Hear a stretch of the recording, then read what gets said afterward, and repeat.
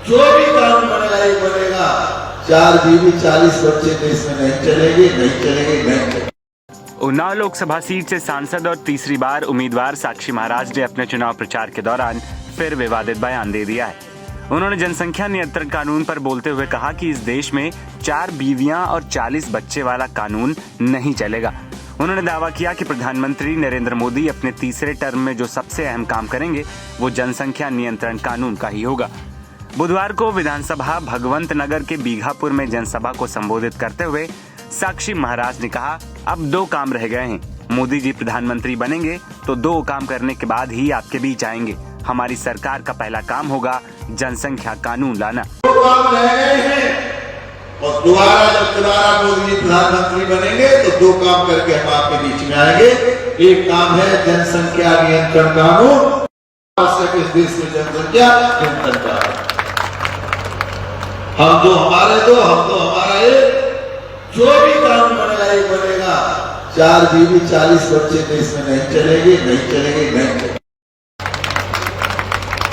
सोसा की तरह बढ़ाकर चली जा रही है जनसंख्या, जमीन कम होती चली और जनसंख्या बढ़ती चली जा रही है। कहां रहेंगे, क्या खाएंगे, कहां पैदा करेंगे? इसलिए जनसंख्या नियंत्रण कानून बनना राष्ट्र में बहुत आवश्यक है और मुझे लगता है आने वाले वर्षों में इस काम को माननीय मोदी जी के नेतृत्व में एक काम हो। 2 विधान 2 निशान देश में नहीं चले, हमने कश्मीर में करके दिखा दिया। इसलिए इस देश में समान आचार संहिता की भी आवश्यकता है, वो भी कानून बना करके दिखा दिया। वहीं इससे पहले आजमगढ़ के सांसद दिनेश लाल यादव निरहुआ ने भी जनसंख्या को लेकर एक विवादित बयान दिया था। निरहुआ ने बेरोजगारी की वजह बताते हुए ये तक कह दिया था कि बेरोजगारी वो लोग बढ़ा रहे हैं जो बच्चे पैदा किए जा रहे हैं। इसके बाद निरहुआ और बीजेपी ने इसे फेक बताया था, लेकिन जांच करने के बाद यह बयान सही पाया गया। अब साक्षी महाराज के इस बयान पर सियासत भी शुरू हो गई है। विपक्ष के तमाम नेता साक्षी महाराज के इस बयान पर जमकर निशाना साध रहे हैं।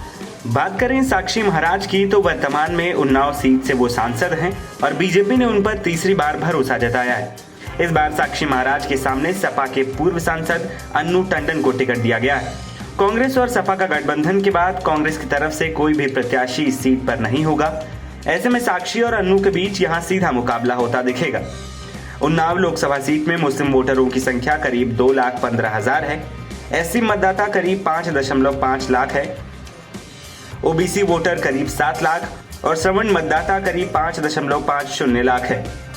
देखना यह होगा कि क्या साक्षी महाराज जीत की हैट्रिक लगा पाते हैं या फिर अन्नू टंडन इस बार बाजी मार जाएंगी। एनबीटी ऑनलाइन की रिपोर्ट।